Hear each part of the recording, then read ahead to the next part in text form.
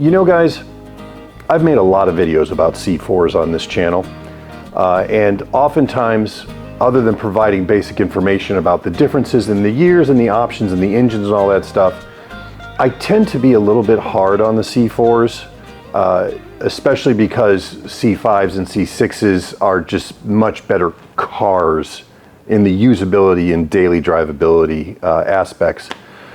But you know, I think I've been a little hard on the C4. And I sat down and I had a really long conversation with myself this week, taking a step back from the problems of maintaining from a shop perspective and fixing C4s, and looking at C4s from like 10,000 feet. And you know, I think there's some things that I need to cover with you guys to be fair to the C4 and to be fair to people who are looking at maybe buying one. So I think that's what we're going to do today. Stay tuned.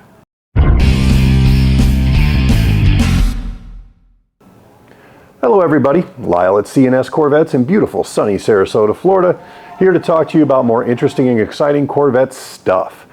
As I said in the beginning here, I had a long conversation with myself about C4s this week, and I really wanted to take a step back from what we do every day and do an honest, less, you know, they're in my face all day kind of assessment of C4s.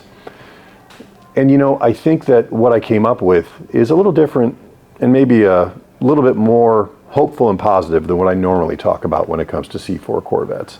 But before we get into what I think of them today, let's rewind that a little bit and let's go back to the history of the Corvette just before the C4 came on the scene. You know, you got to think about the mid-70s, the late 70s were a dark time at GM.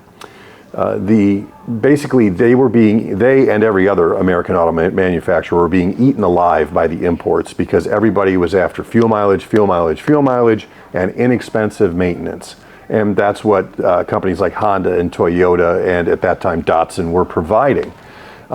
Performance was more or less dead, necessarily because of all the changes that we had to make through government mandates for you know, climate and for pollution and anti-smog and all that stuff. It really dragged down the performance of these cars greatly from 1969 through 1979. I mean, it was like, and you know, the performance models in the late 70s were mostly just special decals, special wheel and tire combos, and maybe a fake wing or a front splitter on the car. There really wasn't a high performance version of anything at that time. We also had a situation where in the mid to late 70s and into the early 80s, the Corvette was in much closer competition with other cars occupying the same market space. What I mean by that is things like the Camaro and the Trans Am weren't greatly different in their power and performance and their handling than the Corvette was. So it kind of muddied the waters even within GM's own products. It muddied the waters as to what made the Corvette special. Yes, it was fiberglass. Yes, its styling was unbelievably different from everything else. Really sexy, really beautiful. But in the overall ownership and driving experience, it wasn't much different. So that's kind of where we end up here, where GM is like, okay, we're going to do something really different with the next Corvette.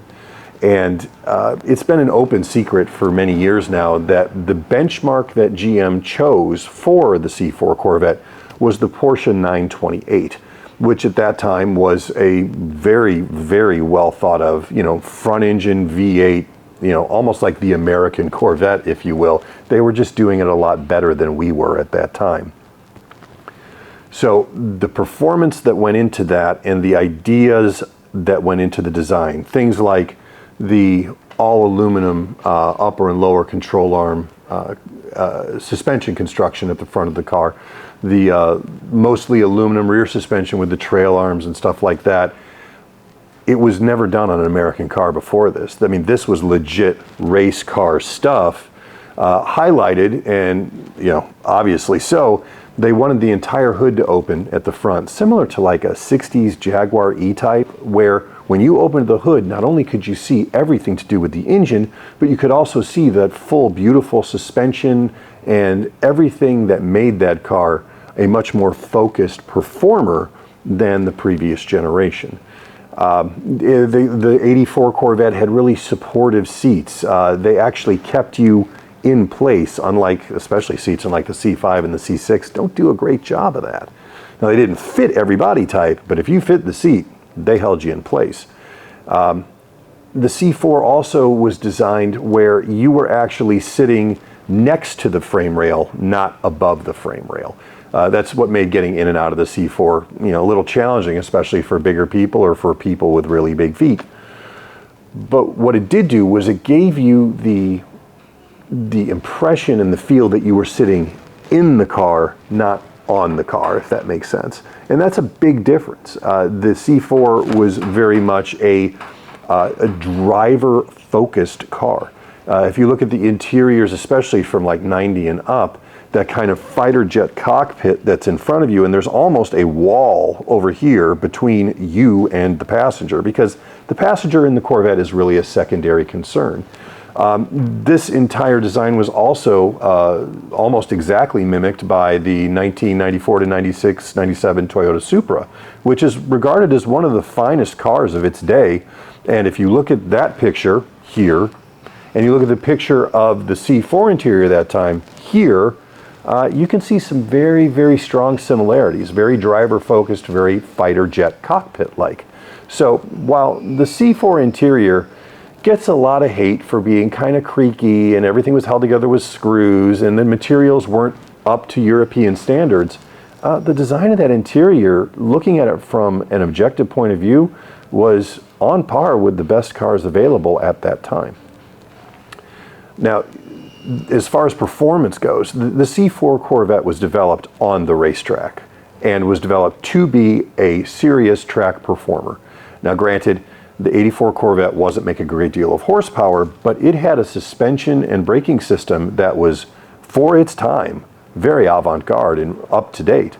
I mean, through the early mid-80s, 84, 5, 6, 7, Corvette just utterly dominated SCCA club racing to the point where it was actually disallowed from participating in regular SCCA events, and they actually created an entire separate marked brand specific called the Corvette Challenge, where the Corvettes could go at it against each other because, well, it really wasn't fair for anything else at the time to go up against them. That tells you something about what a performer these cars were in their day. Now, that's not to say that they don't have serious performance capabilities today. They do, but I think what you end up seeing is that the compromises you make to get that performance as opposed to a C5 or a C6 may scare some people away, but it's not to say that the car doesn't perform well, because it really, really does. I mean, this thing was tested repeatedly back in the 80s and early 90s against cars like the Ferrari 308, the Ferrari 355, the Lotus Esprit, the Porsche 911, the Porsche 944, the Porsche 928, and it always held its own or exceeded the performance of the competition. And yes, even then, the guys who were rating the cars were complaining about the quality of the interior and how it wasn't up to snuff. But the Corvette still cost consistently less than the vehicles it was competing and maintaining competition with. So I don't know that that's really fair. And if you go back and look at some of the interiors from like BMW and Porsche in the 80s, guys, I got to tell you, they're nothing to write home about either. The materials may have been better, slightly, and the construction may have been slightly better, but it wasn't this huge oceanic gap between Corvette and Porsche or Corvette and Ferrari. If you look at pictures, man, they all look pretty sketchy by today's standards. In fact, the only car to outbrake the C4 Corvette in any of these tests from 60 miles an hour to zero was the Porsche 930, which was a 911, and it didn't beat it by much. It was like 6 feet. So really, the C4 was, for its time, a world-class competitor. The 1985 came along and they put the TPI L98 in the car, which was a huge improvement over the crossfire injection, or as we call it, the ceasefire injection, that nobody liked. the TPI really helped it become a better performer. Of course, in 1989, they introduced the ZF 6-speed and got rid of the Doug Nash 4+3, which again, nobody really liked. And the best of the breed, in my personal opinion, the ZR1 was amazing. It really was. But I think for value to dollar and ease of living with, the LT4 in 1996 is probably the best version of the C4 that they made. So, knowing all of that, and objectively stating that this car is capable of outperforming, even to this day, 80% of everything else on the road, well, why are they so cheap? I'll tell you why. They built a boatload of these cars. 358,000, carry the 3, 180 of them. I mean, 358,000 plus cars. So there's no shortage of C4s to fit just about any budget or any styling desire that you may have. Corvettes in general are usually better cared for than the average car. They are loved, they are usually maintained better. I mean, think about how many 89 Corvettes are still on the road as opposed to anything else Chevy made or GM made in 1989. When was the last time you saw a 1989 Beretta? You don't. You see Corvettes all the time. The other reason they stay inexpensive is because there are better Corvettes available now. Specifically just talking Corvettes, not to talk about other cars that are competition for the C4, but just in the Corvette world, the C5 is in most objective regards a better car. And the price for a decent C5 isn't that much more than the price for a nice C4. So the supply still kind of meets the demand, which is why the prices don't move around much with C4s. They tend to kind of flatline. But that's not necessarily true today, especially as the push to EVs is being continued on. The C8 is out now being mid-engine car, completely different platform. People are starting to value C4s a little bit more, and I'm not just talking about people who already own them. The people who are looking to buy them are seeing the prices start to tick up on nice examples because it is starting to get some of the respect that it really has rightfully deserved all along. Unfortunately, it was just overshadowed by better, more user-friendly versions of that car later on.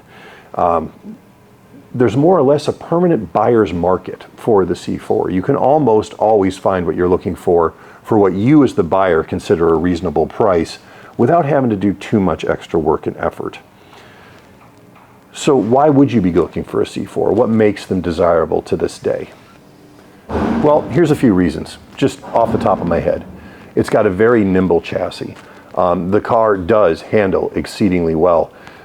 Even to the detriment of the ride, especially in the earlier models, but the car will go around a corner like it's on rails. The steering is very well weighted in all of the C4s. It has a really nice connected feel that the earlier cars, the C3s in back, did not have. And I would say that it probably is on par or better than the steering feel in the C5. It just really did communicate well. It has excellent low-end torque, especially the L98, right off the line. So when you're, it's not going to be a 200-mile-an-hour car, but when you want to pull away from a light and get pressed back into the seat and hear the engine roar, man, the C4 is fantastic at that. People really dig the extremely driver-focused idea of the C4 interior, that everything's about you and your experience as the owner of this car, driving it how you want to drive it. And again, like we see today in the C8, also very driver-focused. Everything is pointed at you, and the passenger, they're kind of over there, and yeah, if they want to talk, that's fine, but you're here to drive. I think the real winning thing about the C4 today, though, is that even nice examples don't bring a lot of money. I mean, you don't have to go get a second mortgage to buy a nice C4.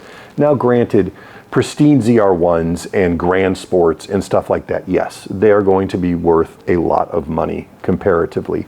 But you should be able to go get yourself a really nice 89 to 96 coupe for somewhere between $9,000 and $15,000, depending on whether it's an automatic or a stick and blah, blah, blah, the options. But there is literally nothing else out there, guys, that can do what that car can do for that money. And I say that all the time about the C5, but the C5 has kind of moved out of that price range as things have changed since COVID and since the C8. If you have $12,000 to spend, and that's all you can really afford to have a fun V8 American dedicated sports car, you're not going to do better than a C4 Corvette, because everything else you get is going to be a muscle car or a pony car, and they have their uses and I love them too. But if you want something that was built from the ground up to do what it's supposed to do, that doesn't have a cheap 4-cylinder version or a 6-cylinder version available of the same car, the Corvette really is your only choice.